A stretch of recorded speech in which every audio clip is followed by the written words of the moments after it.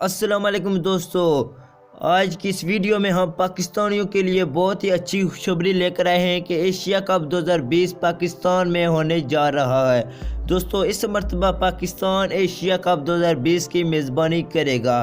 दोस्तों, भारत की साजिशों के बावजूद एशिया कप 2020 पाकिस्तान में कराने का फैसला कर लिया गया। दोस्तों, एशिया कप 2020 का मेला पाकिस्तान के मैदानों में सजेगा। दोस्तों, वीडियो को स्टार्ट करने से पहले आपसे छोटी सी रिक्वेस्ट है कि अगर आपने अभी तक हमारे चैनल को सब्सक्राइब नहीं किया तो सब्सक्राइब कर लें और बेल आइकन के बटन को दबा लें ताकि क्रिकेट के मतलब किसी तरह की न्यू आने वाली वीडियोस आप तक पहुंचती रहें।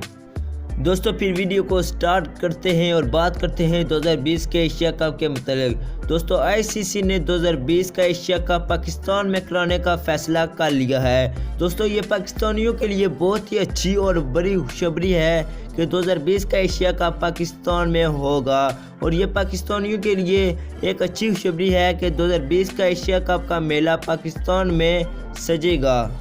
दोस्तों, इसके साथ साथ एक बुरी न्यूज़ भी है कि भारत ने 2020 का एशिया कप खेलने से इनकार कर दिया है। दोस्तों, भारत का कहना है कि अगर 2020 का एशिया कप पाकिस्तान में हुआ तो हम उसमें शिरकत नहीं करेंगे, हम उसको नहीं खेलेंगे। भारत की साजिशों के बावजूद आईसीसी ने एशिया कप 2020 को पाकिस्तान में कराने का फैसला कर लिया है, जिस पर भारत का भी रद्द अमल आ गया है और उनका कहना है कि अगर एशिया कप 2020 पाकिस्तान में हुआ तो इसमें हरगिज़ हम शिरकत नहीं करेंगे। दोस्तों, भारत के इस रद्द अमल की वजह से ऐसा भी हो सकता है कि आधे मैच पाकिस्तान में खेले जाएं और आधे मैच भारत में खेले जाएं। ऐसा हो सकता है, लेकिन आईसीसी के फैसले के मुताबिक सारे मैच पाकिस्तान में होंगे। सारे मैचों की मेज़बानी पाकिस्तान ही करेगा। दोस्तों, ये थी पाकिस्तानियों के लिए बहुत ही अच्छी और बड़ी खुशखबरी कि एशिया कप 2020 पाकिस्तान में खेला जाएगा।